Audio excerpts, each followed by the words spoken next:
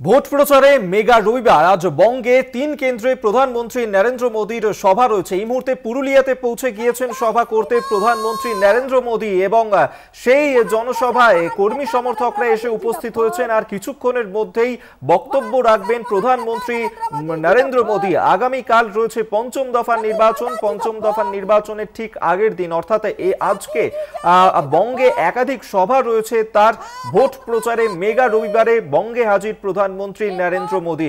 সেই ছবি এই মুহূর্তে দেখতে পাচ্ছেন, যেখানে বিজেপির এই বিজয় সংকল্প সভাতে এই মুহূর্তে উপস্থিত রয়েছেন প্রধানমন্ত্রী নরেন্দ্র মোদী। আজ তার সভা রয়েছে পুরুলিয়াতে, এই মুহূর্তে তিনি রয়েছেন, পাশাপাশি বাঁকুড়া, খড়গপুরেও এরপর তিনি সভা করবেন। নির্বাচনী প্রচারে এই মুহূর্তে প্রধানমন্ত্রী নরেন্দ্র মোদী। ষষ্ঠ দফা নির্বাচনের আগেই প্রচারে এই মুহূর্তে নরেন্দ্র মোদী। ভোট প্রচারে মেগা রবিবার সেই ছবি এই মুহূর্তে দেখছেন, যেখানে আর কিছুক্ষণের মধ্যেই বক্তব্য রাখবেন প্রধানমন্ত্রী নরেন্দ্র মোদী।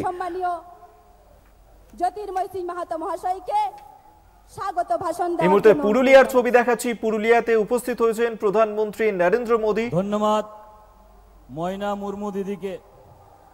ভারত মাতা কে। আজকে বিশ্বের সব থেকে লোকপ্রিয় নেতা আমাদের এই পুণ্যভূমিতে ভারতের যশস্বী প্রধানমন্ত্রী মাননীয় নরেন্দ্র ভাই মোদীকে আমরা করতালি দিয়ে স্বাগত জানাবো সবাই।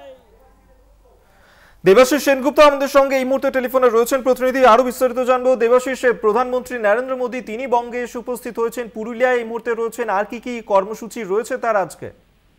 দেখো, পুরুলিয়া থেকে ৭ কিলোমিটার দূরে গঙ্গারিয়া, সেখানে আজকে নরেন্দ্র মোদীর সভা এবং তিনি প্রথমে সভা সেখানে করছেন। এরপরেই তিনি চলে যাবেন ওখান থেকে বিষ্ণুপুরে তাদের মানে বিজেপির সমর্থিত যে প্রার্থী আছে সেই প্রার্থীর সমর্থনে তিনি করবেন, জনসভা করবেন। তারপরেই তিনি চলে আসবেন খড়গপুরে তার পরবর্তী জনসভা। খড়গপুরে যিনি প্রার্থী, মেদিনীপুরে যিনি প্রার্থী, তার সমর্থনে তিনি সভা করবেন। অর্থাৎ এইটা নিয়েই কিন্তু মানে আজকে নিয়ে প্রায় 12 বার তিনি কিন্তু 12 থেকে 13 বার তিনি আসবেন এইবারের যে নির্বাচন, লোকসভা নির্বাচনকে সামনে রেখে।